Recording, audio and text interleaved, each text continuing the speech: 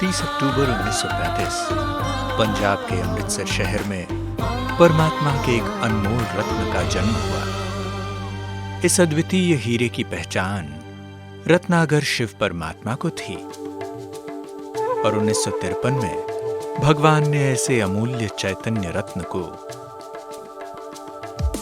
अपने रचे गए रुद्र ज्ञान यज्ञ का महत्वपूर्ण हिस्सा बना लिया।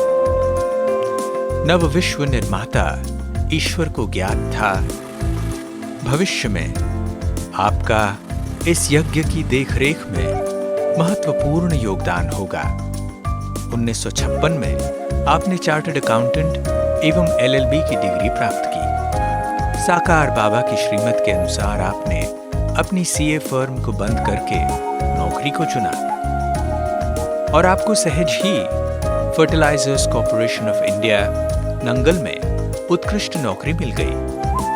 आज आप भारत के वरिष्ठतम लिविंग एक्टिव चार्टर्ड अकाउंटेंट हैं। 1968 में जब ब्रह्मा बाबा ने यज्ञ के देखभाल के लिए 5-6 सदस्यों की एक छोटी समिति का गठन किया, तब उसमें आपका नाम बाबा ने रखा।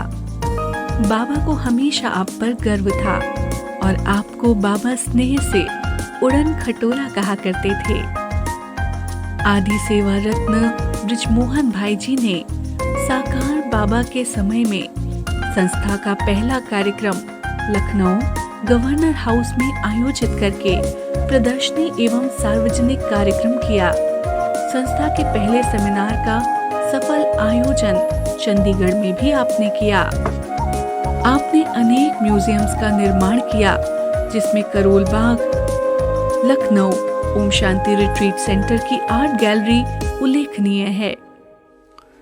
1973 में अव्यक्त बाप दादा और दादियों के निर्देशानुसार आपने लौकिक नौकरी से त्यागपत्र देकर दिल्ली पांडव भवन में पूर्ण रूप से यज्ञ में समर्पित होकर अनगिनत सेवाएं प्रदान की। इनसे संबंधित उल्लेख करना सूरज को चिराग दिखाने के समान होगा।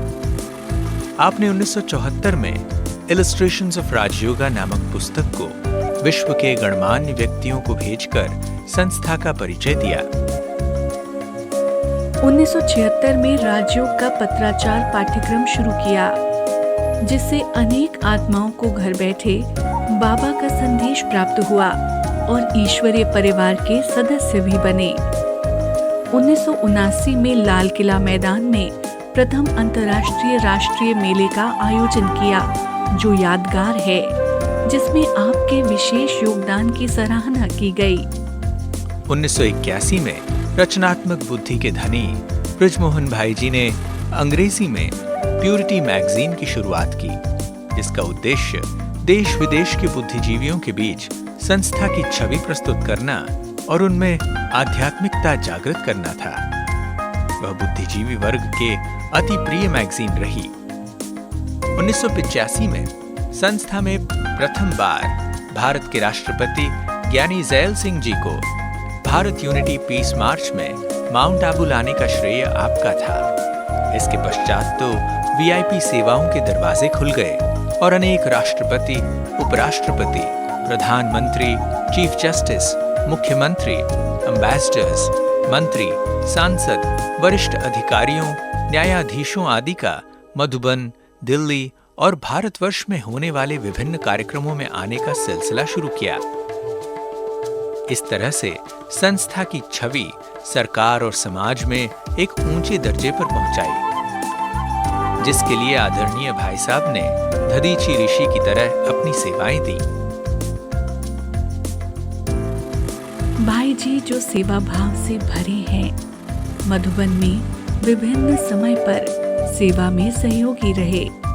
संस्था में प्रथम बार डिफेंस के ट्रक और जीप खरीदवाने में, तो कभी ओम शांति भवन के निर्माण के लिए कंट्रोल रेट पर सीमेंट भिजवाने में, ज्ञान विज्ञान भवन की जमीन और आबू रोड के संगम भवन की खरीदारी में आपने अहम भूमिका निभाई। यूनाइटेड नेशंस की सेवाओं का आरंभ भारत में करने के निमित्त बने।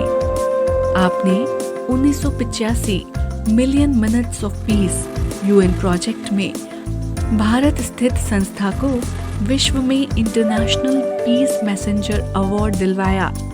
वर्ष 2000 में कल्चर ऑफ पीस प्रोजेक्ट द्वारा भी विश्व भर में भारत को प्रथम पुरस्कार मिला। भारत सरकार के पोस्टल डिपार्टमेंट द्वारा 3 स्टैंप्स जारी करवाई। वर्ष 1994 में प्रजापिता ब्रह्मा बाबा, 2021 में दादी जानकी जी और 2023 में दादी प्रकाशमणि जी की पोस्टेज स्टैंप निकालने तथा राष्ट्रपति और उपराष्ट्रपति द्वारा इनका उद्घाटन कराकर आपने कीर्तिमान स्थापित किया। अव्यक्त बाप दादा ने आपको अनेक बार इन महत्वपूर्ण सेवाओं के लिए सभा में आपको पुरस्कृत भी किया और मुबारकबाद भी दी। Delhi diamond jubilee Indira Gandhi stadium के प्रोग्राम में राष्ट्रपति, उपराष्ट्रपति, प्रधानमंत्री, दिल्ली के गवर्नर एवं मुख्यमंत्री को आमंत्रित कर एक नया रिकॉर्ड स्थापित किया। पहला मेगा प्रोग्राम 1 लाख श्रोताओं के साथ जवाहरलाल नेहरू स्टेडियम दिल्ली राजधानी में हुआ, जिसका भारत के राष्ट्रपति अब्दुल कलाम जी और उपराष्ट्रपति भैरों सिंह शेखावत जी ने उद्घाटन किया। इस भव्य आयोजन की चर्चा अखबारों में और आमजन के बीच बहुत हुई। आपने अनेक फिल्म्स भी सेवा अर्थ बनाई। पाप और पुण्य, जीवन मृत्यु, हिंसा पर विजय, ऐसा पतन, सत्य की खोज आदि कई फिल्मों का निर्माण किया, जो समाज में अंधश्रद्धा को मिटाने और नैतिकता को बढ़ावा देने में सहायक रहीं। आपकी पहली टेलीफिल्म शांति के पथ पर दूरदर्शन पर अनेक बार दिखाई गई। आपका प्रिय विषय गीता का भगवान कौन आदिकाल से रहा है। आपकी गीता का भगवान कौन पहली पुस्तिका को ब्रह्मा बाबा ने बहुत ध्यानपूर्वक सुना था। स्वयं अव्यक्त बाप दादा ने आपको गीता का भगवान कौन सिद्ध करने की जिम्मेदारी दी। आपने पूरे भारत में अनेक गीता सम्मेलनों का आयोजन किया और महामंडलेश्वरों की सेवा की। आपकी रुचि इंटरफेथ सम्मेलनों में भी सदैव रही और आप अनेक धर्म नेताओं को संस्था के निकट लाए। ओम शांति रिट्रीट सेंटर की भूमि की खरीद में, निर्माण में और उसके प्रबंधन में आपका पूर्ण योगदान रहा है और उसे अंतर्राष्ट्रीय स्तर पर लाया। अंतर्राष्ट्रीय योग दिवस के अवसर पर Lal Qila, India gate, Indira Gandhi stadium आदि में अनेक विशाल प्रोग्राम आयोजित कर आपने आयुष मंत्रालय में ब्रह्मा कुमारीज का नाम रोशन किया और पूरे विश्व में योगा डे का रिकॉर्ड स्थापित किया। मुसीबतों को खेल समझकर और हमेशा उमंग उत्साह भरने वाले बृजमोहन भाई जी ने भारत मंडपम में भी एक दिन में 5 कार्यक्रम कर एक नया रिकॉर्ड स्थापित किया। आपका मिलनसार स्वभाव, निर्माणता का गुण, सभी को सहयोग देने की भावना और सदा लाइट रहे, सबको लाइट कर देने की कला ने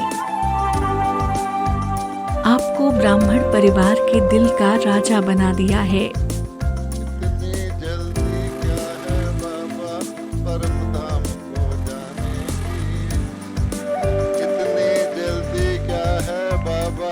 परम धाम को जाने की, बच्चों के संग बैठो जरा कुछ बातें सुनने सुनाने की।